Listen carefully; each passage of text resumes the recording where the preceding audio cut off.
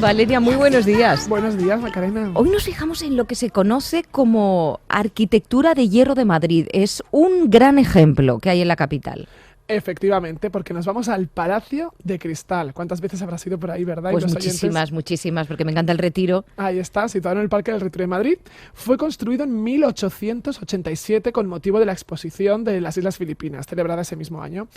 Construido por el arquitecto Ricardo Velázquez, estaba inspirado en un edificio similar, Crystal Palace, levantado en Londres 3 décadas antes.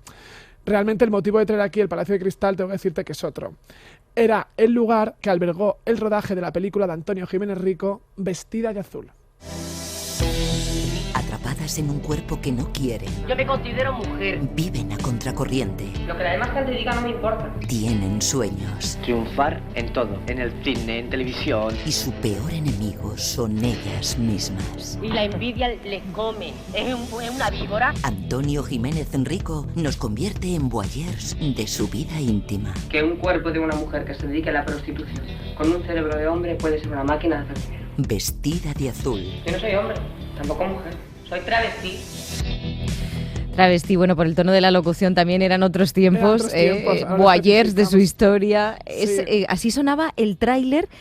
Tú escribiste un libro, Valeria, por el cual nos conocimos hace ya unos cuantos meses, Vestidas de Azul, magnífico, súper recomendable. Efectivamente, estoy muy agradecida porque hace 7 meses me trajiste aquí a presentar ese Vine libro. a tu mundo. No, me trajiste a tu mundo y nos conocimos. Y bueno, me parece que es muy buena idea hoy, 8 de marzo, ¿no? Este 8M, pues de justicia, no hacer también hueco a estas y otras muchas mujeres, porque al final, como dice muchas veces el lema, las mujeres trans son mujeres.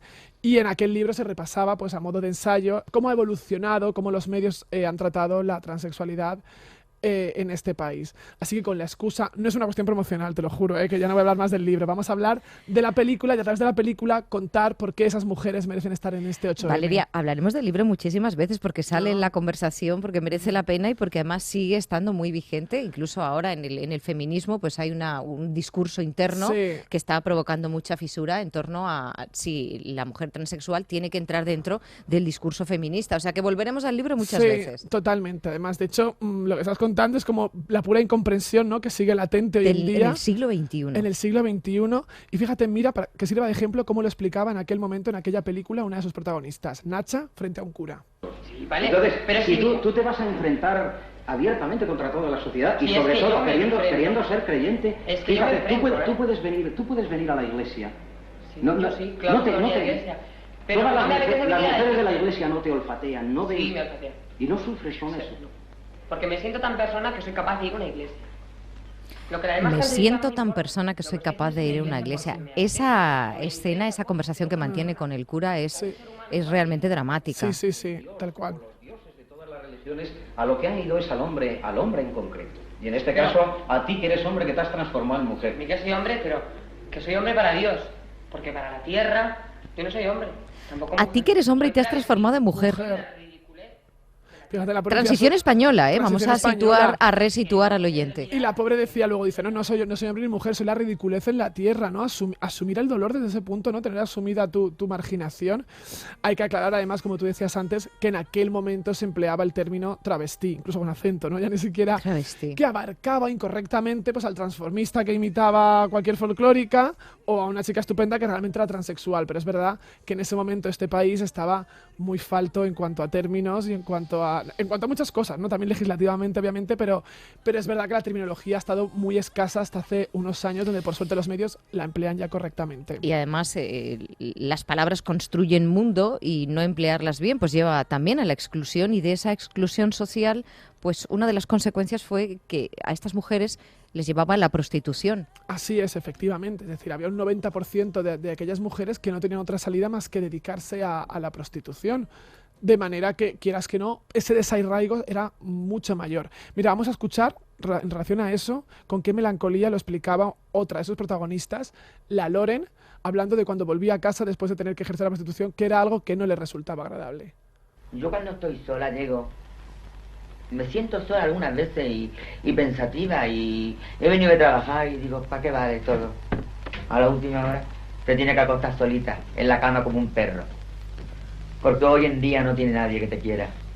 Yo no le tengo miedo a la soledad. Es cuando más a gusto estoy.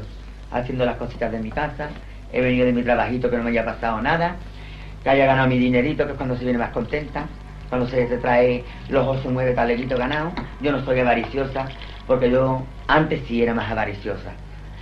Yo cuando me hago 6 o 7 mil pesetas me quito del medio, porque le temo mucho a que me coja la policía, como te he dicho antes. Yo es lo que más le temo.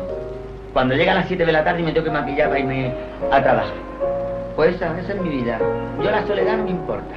Fíjate, no me gusta estar sola. es lo que más le temo cuando llegan las 7 de la tarde, irme a trabajar. Qué mal, ¿no? Irte a trabajar a disgusto ¿no? Irte a disgusto a trabajar, sea cual sea el trabajo, sin juzgar ni siquiera si la prostitución por elección o no por elección. Pero al final yo creo que no se ha hecho nunca un recuento, bueno, obviamente no se ha hecho, de las víctimas en la prostitución, que también las ha habido, ¿no? Las muertes esas parece que no contaban, eran invisibles, ¿no? Mucho más las de las mujeres trans, que no sabían ni en qué lugar posicionarlas.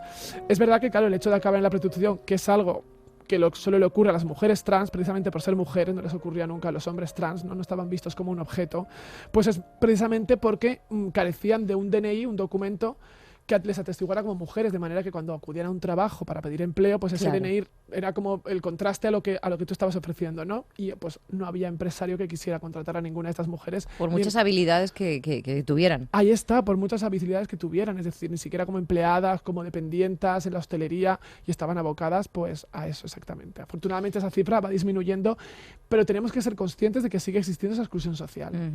En tu libro, además, me acuerdo que hacías hincapié en que la transición española, pues de alguna manera fue un camino hacia la luz para muchas personas de libertad, menos para estas mujeres que no tuvieron su transición. Qué buena memoria tienes, Macarena. Sí, bueno, es que de verdad, sabes que a mí ese libro me ha gustado muchísimo y me ha impactado, y luego además creo que es un tratado histórico de nuestra historia más reciente de las mujeres transexuales, y bueno, es muy interesante. Sí. Y es así, es verdad que fíjate que llegaba la ley del divorcio, celebrábamos un montón de avances, parecía que España, con solo decir los 80 ya nos parecían modernos, y seguía habiendo gente que vivía en una situación en la que ni ellas mismas se planteaban. Es que no había ni manifestaciones en esos 80. Hubo a principios de los finales de los 70, sí hubo unas manifestaciones que salieron en prensa, y luego en los 80 yo creo que hasta se rindieron, ¿no? Hasta que llegaron los 90 para volver a reclamar unos derechos que, perdóname, que haga un inciso por lo que has dicho tú al introducir el corazón de neón de hoy, que es tan polémico que hoy en día se siga cuestionando, ¿no?, a alguien y excluyendo, porque me parece muy triste que si tú estás alzando la voz porque te sientes oprimida,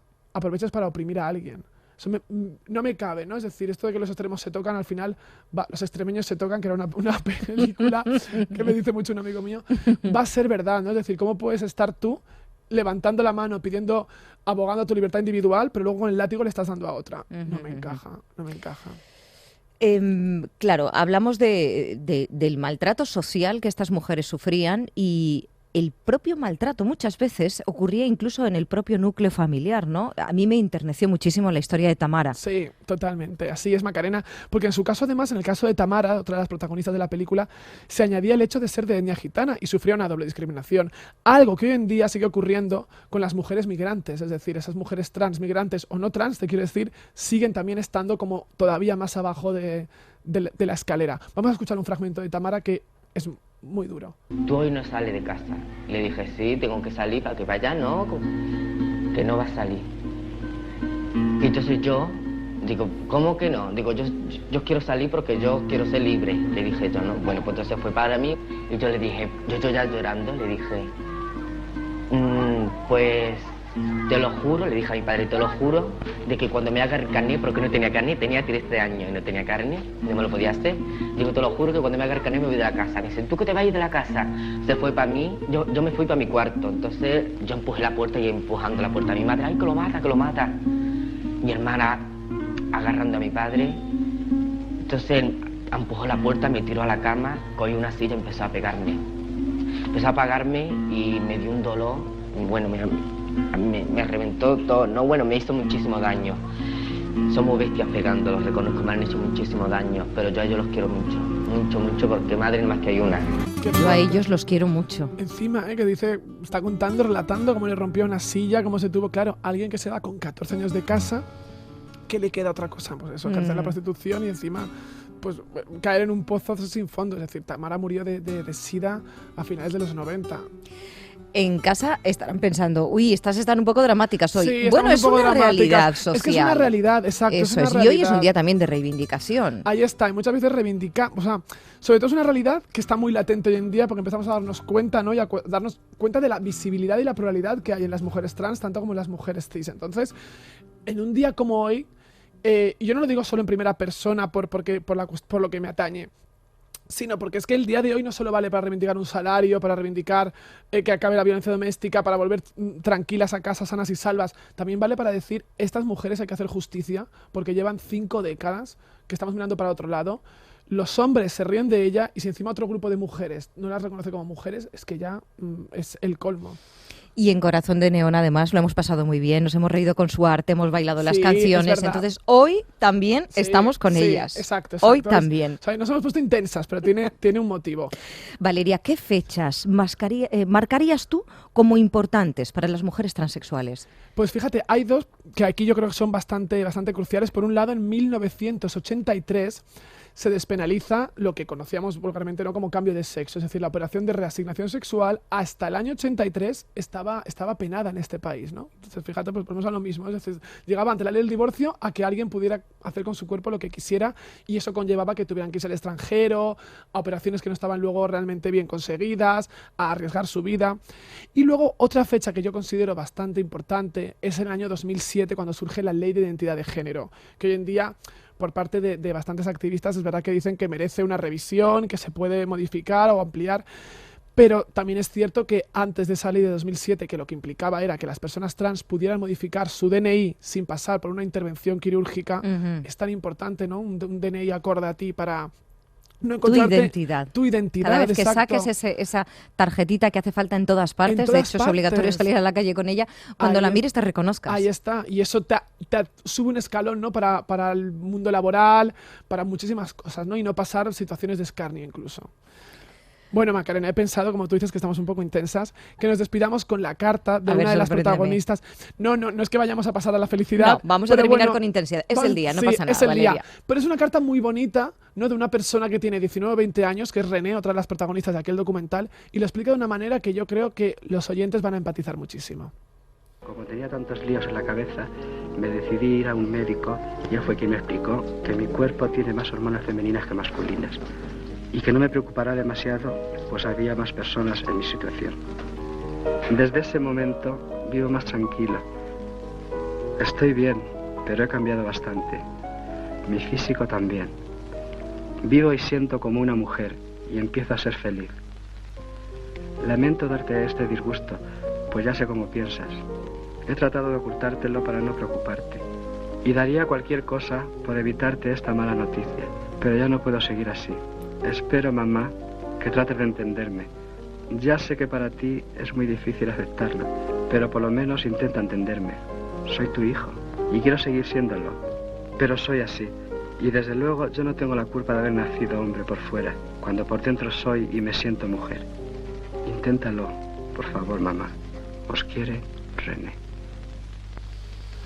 Te prometo, Macarena, que el próximo fin de semana vamos a cambiar de tercio, te lo prometo. Valeria, ha estado muy bien. Y además, hoy era el día para estar aquí y hablando precisamente de los derechos de las mujeres transexuales. Gracias a vosotros por darle cobertura, además. Valeria Vegas. Hasta el próximo fin de semana. Por cierto, me encanta tu sudadera de Barbie, que lo sepas. Muy 8M también. Barbie ha sido muy vilipendiada siempre. Sí, cuéntale a los y las oyentes que dices que te lo estás poniendo porque te estás despidiendo de este tipo de ropa. Me niego, que lo sepas. En cuanto he llegado al estudio me dice Macarena, ¡ay, qué mona! Tal, porque llevo una sudadera que es todo el logo de Barbie repetido tropecientas veces. Está ideal, ahora subimos una foto. Claro, y no, por favor, que no subas una foto porque ya... Y entonces le he dicho a Macarena que yo no tengo ya momento. Digo, sé que no tengo ya edad para esto y siempre digo que es el último año que me lo pongo, pero llevo desde los 30 diciendo que es el último momento y tengo 34 confesables, de manera que ya es que me quedan meses. O sea, pero no me quiero despedir de esta sudadera, porque soy muy... despidas de ella, por favor. Fíjate, otro día, aunque no sea Corazón de Neón, querría reivindicar a Barbie. Me apetece mucho la figura de Barbie. Vamos a hacer un especial de Barbie, sí. Claro que sí, porque tiene todo tiene mucho de social. Sí. Cuando tiras un poquito, y dice mucho de las sociedades que hemos construido y del momento en el que vivimos, que al fin y al cabo es lo que queremos, ¿no? Hacernos cargo de él. Valeria, Nada, gracias. A ti.